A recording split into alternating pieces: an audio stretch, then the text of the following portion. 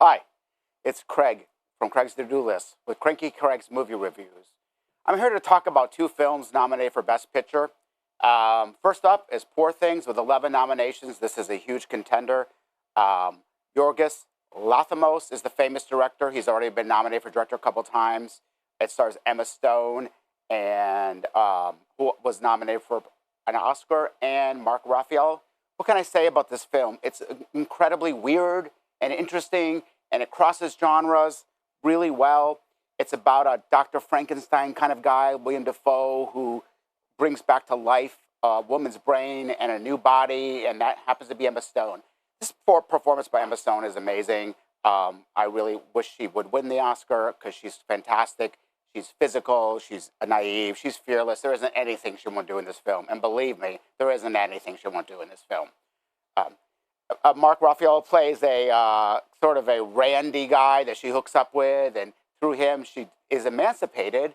And we'll talk a little bit about that in a second. This film is terrific to look at. It's kind of like being in Disneyland. The art direction, the costumes, the design, dogs with chicken heads. And it's really a feast of the eyes. And it's really well put together, and it's pretty solid.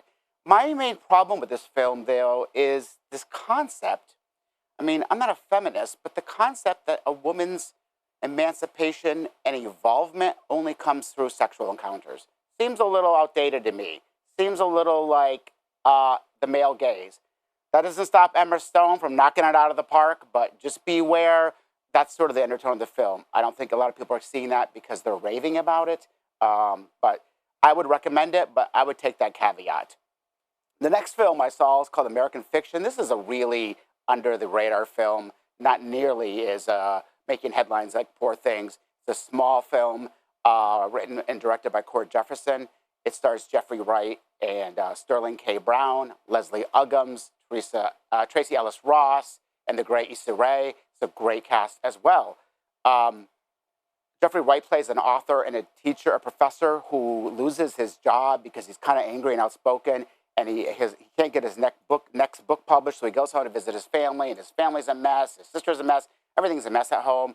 He decides to write a book using a fake name that he thinks is really bad, but shows the Black experience in a very sort of urban light, and this all goes bad.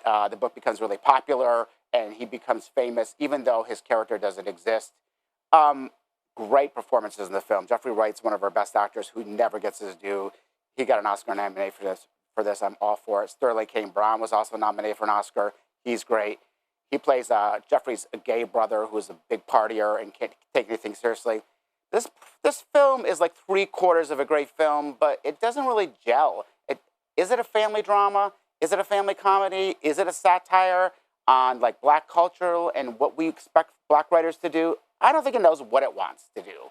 However, it is an intelligent film. I don't know if I would recommend it, but it could have used another draft on the screenplay. Kudos to Jeffrey Wright, though. I really appreciated his performance. So I have 2 more films to see yet to see all 10 films. And I got to tell you, these two that I just saw do not waver me at all. My favorite so far is The Holdovers. My second favorite is Anatomy of a Fall. I still have to see The Zone of Interest. Well, that'll really pick you up, won't it? Huh? Another Holocaust film? Yeah, looking forward to that. And Past Lives. So look for those reviews next week and check out all my reviews on Craig's To-Do List at WWNYTV.com.